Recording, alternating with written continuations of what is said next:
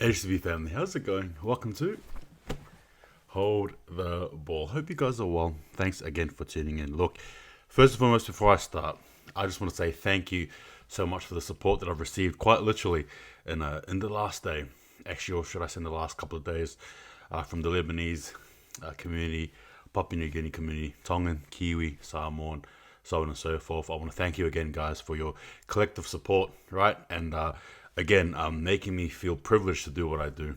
I do this because I love what I'm doing. I love what I'm doing, sorry.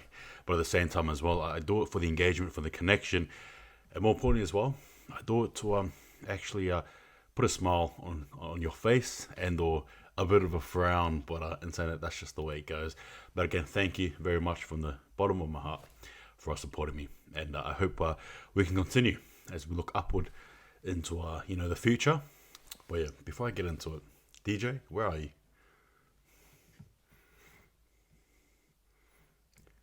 Hit that intro.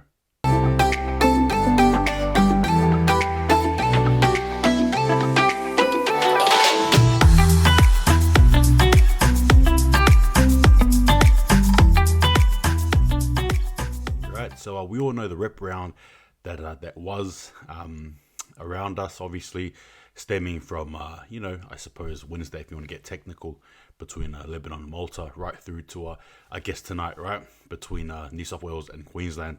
And in that as well, we all know NRL teams did, for the majority of teams anyway, have players playing with those different teams. For example, Tonga, Samoa, New Zealand, obviously, New South Wales, Queensland, and so on and so forth. So in saying that, I want to sort of bring a Warriors context and sort of give you guys my thoughts on it. So I guess without further ado, let's get into it. All right, so the Warriors collectively had 8 players, right? So for New Zealand, it was Dylan Watene-Selesniak. For Tonga, it was Adam Blake as well as Eliasa Katoa. For Samoa, it was Jazz Devanga as well as Shania Harris-Tavita and Bunty Afoa. And for Cook Islands, it was Pride Petterson-Robati. And then for Queensland, obviously, Reece Walsh. Now, in saying that, you got to understand that Dylan Watene-Selesniak did not participate for the Kiwis. And Reece Walsh as well was selected, but obviously again as cover up, and I guess at the same time as well, just for that experience. So what I'll be doing is going through the stats of the Warriors who did play, and then sort of giving you guys a conclusion. So for Tonga, it was Adam Blake who had played for 43 minutes. He had 131 running meters, 28 tackles as well as 1 missed tackle, and he had 0 errors. And in that game there overall, I didn't mind what Adam Blake did. Again, in a strong, very strong Tongan forward pack. I thought he was one of the better players, particularly in the defensive end as well. Overall, definitely a big fan of what he did. So for Samoa, there was Jazz Tavanga, who played for 55 minutes, 16 running meters, 6 tackle breaks, 35 tackles, 4 missed tackles, as well as 1 error. I liked what Jazz Tavanga did. I think it was a typical Warriors-esque performance from him in terms of just being stable, disciplined play, focused, and again, just making a claim for, in my opinion anyway, the hooking position for Samoa if he gets selected. CHT had 62 run meters, 1 tackle break, 2 line break assists, 20 tackles, 4 misses, 127 kick meters, as well as 1 error. This game here for mine was a very good game, in my opinion, from Shania Harris-Tavita, particularly from the defensive end. It was probably one of the games where we got to see him just run a little bit more, which is always very healthy to see. I thought in patches there in the game too, he led, especially with his kicking, which was very helpful for Samoa as they were battling Cook Islands there in their very good win. But nonetheless, a decent showing there from Shania Harris-Tavita. Bunty Afoa played for 43 minutes.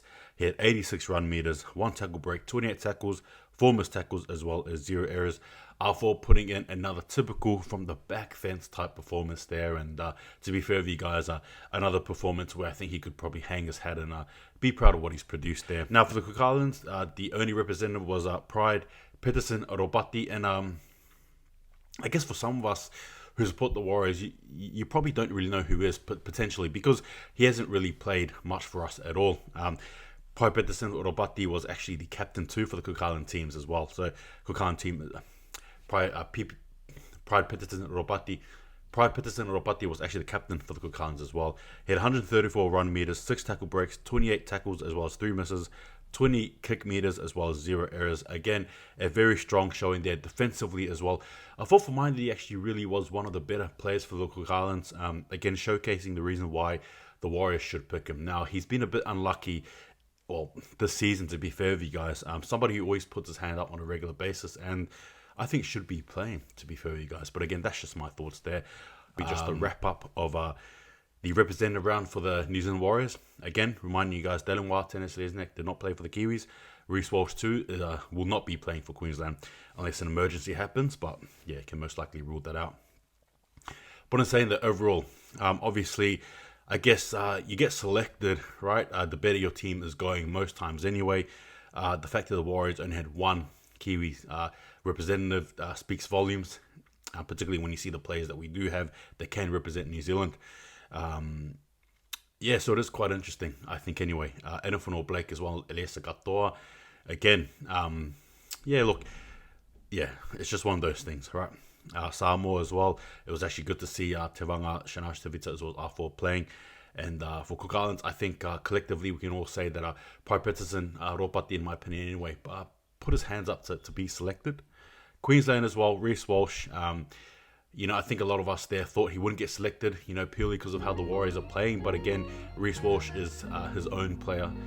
He is his own sort of star, and he can make anything out of nothing. And for him to be selected nonetheless is a good honour for him. And at the same time as well, shows us that we do have someone special.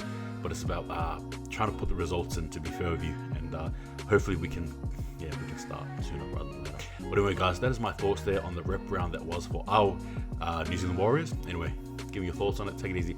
See you guys next time. And and for all the Warriors who were rep players, whether they played or were just selected, guess what? You guys know how to hold the ball. Take it easy.